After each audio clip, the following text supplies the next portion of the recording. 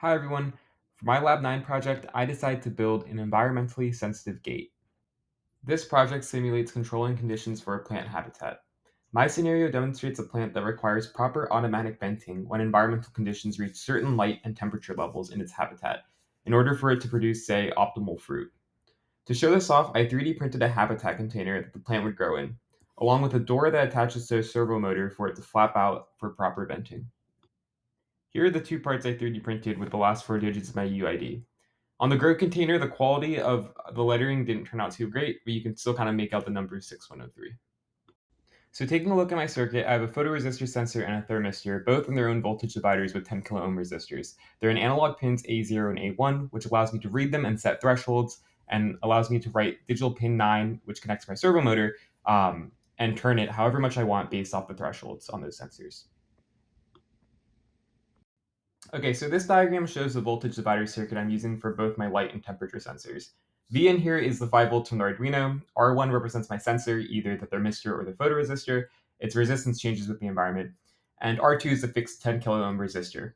The Arduino's analog input pin is connected to measure V out, which is the voltage specifically across the resistor R2. Um, and V out is determined as V in times R2 over R1 plus R2. But this is a key thing. When the resistance of my sensor R1 increases, the denominator R1 plus R2 gets bigger, and this makes V out decrease. Conversely, when the resistance of my sensor decreases, then the voltage the Arduino reads increases. And then the Arduino uses analog read to take this V out, which is anywhere between 0 and 5 volts, and converts it into a digital number ranging between 0 and 1023. This number is used in my code uh, to set the threshold for the light value and the temperature value that I want to meet that controls whether the gate opens or closes. The gate on my habitat will only open if the photoresistor detects that it's dark and the thermistor detects that it's warm. As you can see, when I cover up the photoresistor, nothing happens. This is because the thermistor isn't detecting any warmth. It's only when both these conditions are met, you can see I'm heating the thermistor up and I cover up the photoresistor, that the gate opens.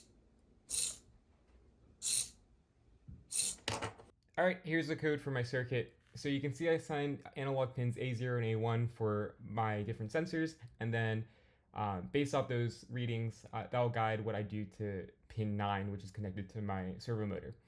I set thresholds for light at 700. Anything below this I am calling dark, and for temperature, anything above 600 is considered warm on my thermistor. If you go back in the video and you saw the processing monitor, you would see when we meet these conditions, the open state occurs for the door. I set some timing for PWM to allow to control the angle at which I open this the gate, and I'm doing 90 degrees. These values I got from Lab 6, and I initialize the pins, and we start out by closing the door. We have a for loop in the setup.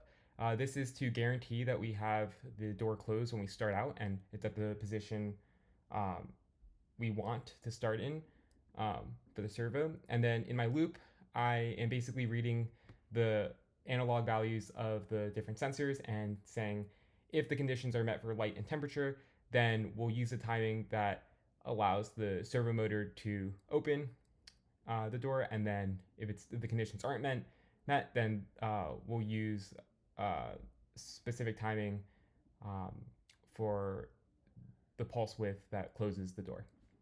And then we print this to the serial monitor, the different values of light, temperature, and whether we're open or closed, and we're going to use that in processing. This is my processing code. It displays the data from the Arduino in a nice way. Pretty much I import the serial library and create variables light val, temp val, and gate state to hold the incoming sensor data.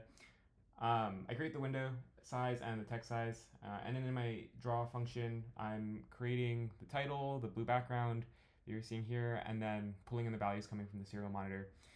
And then I'm changing the color and the words and the rectangle based off whether the gate is open or closed, which is simple if statements. So, yeah. And that's it for my Lab 9. Thank you for watching. Bye.